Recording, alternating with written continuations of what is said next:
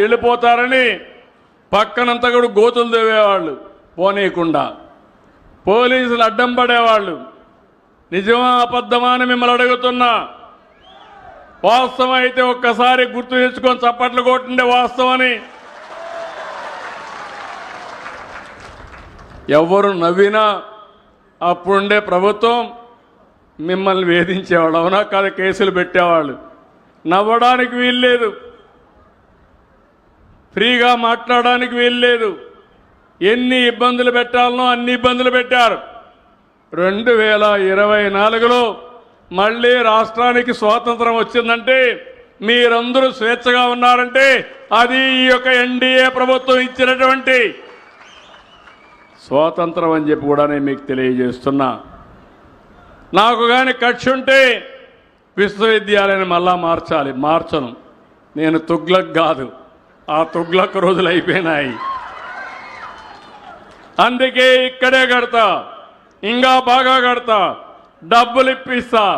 ఇప్పించడమే కాదు, ఒక మంచి విశ్వవిద్యాలయాన్ని ఇక్కడ ఏర్పాటు చేసే బాధ్యత నాదని మీ అందరికీ హామీ ఇస్తున్నా. అక్కడ కూడా ఇంత మునుపు ఏదైతే పెట్టారో అక్కడైతే ఒక గ్రేహౌండ్స్ క్యాంపస్ కూడా ఏర్పాటు చేస్తున్నాం. ఇలాంటి మంచి కార్యక్రమాలతో మనం ముందుకు పోతున్నాం. ఈ ఊరిలో, ఈ మండలంలో, ఈ జిల్లాలో కూడా మత్స్యకారులు చేప వేటకి ఏదైతే మన మత్స్యకారులకు ఒక జట్టి కావాలని చెప్పి కోరారు, తప్పకుండా కట్టిస్తామని చెప్పి కూడా నేను మీ అందరికీ హామీ ఇస్తున్నాం. ఇంకో పక్కన జామి మండలం శాసనాపాలెం నుంచి వేమిలి మార్గంలో హై లెవెల్ బ్రిడ్జ్ ఒకటి కావాలన్నారు, అది కూడా శాంక్షన్ చేస్తామని చెప్పి మీ అందరికీ హామీ ఇస్తున్నాను. మర్రి వలస ఆంధ్రా ఆర్ఎన్బి రోడ్ నుంచి మర్రి వలస బ్రిడ్జ్తో కలిపి గజపతి నగరం వరకు రోడ్డు వేయాలన్నారు, అది కూడా శాంక్షన్ చేస్తున్నామని చెప్పి కూడా నేను మీకు తెలియజేస్తున్నా. ఈరోజు ఇక్కడ మీరు చూస్తే ఇప్పుడే కలిసిట్టి అప్పలనాయుడు ఎంపీ మొన్నటి వరకు మామూలు కార్యకర్తను ఒక ఎంపీ చేసిన పార్టీ తెలుగుదేశం పార్టీ. సమర్థవంతంగా పనిచేస్తున్నాడు, పార్టీ అంటే ప్రాణంగా చూసుకుంటున్నాడు. ఆయన్ని మనస్ఫూర్తిగా అభినందిస్తున్నానని చెప్పి కూడా నేను మీకు తెలియజేస్తున్నా. ఇంకో పక్కన ఇప్పుడే ఎమ్మెల్యే గారు ఇక్కడ మంత్రి, మొదటిసారి వాళ్ళ తాత కూడా ఒకప్పుడు ఎంపీ, ఇక్కడ రాజకీయ కుటుంబం. మొన్నటి వరకు వాళ్ళ బాబాయ్ కూడా ఇక్కడే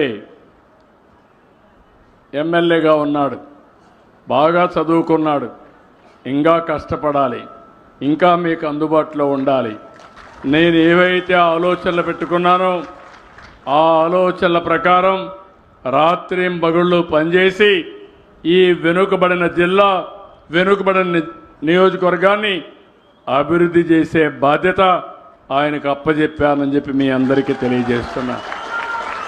మీరు కూడా వదిలిపెట్టద్దండి, రాటు తేలాలి, గట్టిగా పనిచేయించండి. ఎందుకంటే ఈ నియోజకవర్గానికి అవసరం. అందుకే యువకుడు, ఉత్సాహవంతుడు, చదువుకున్నాడు,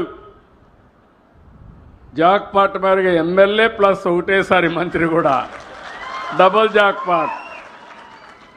కానీ ఆయన కష్టపడాలి.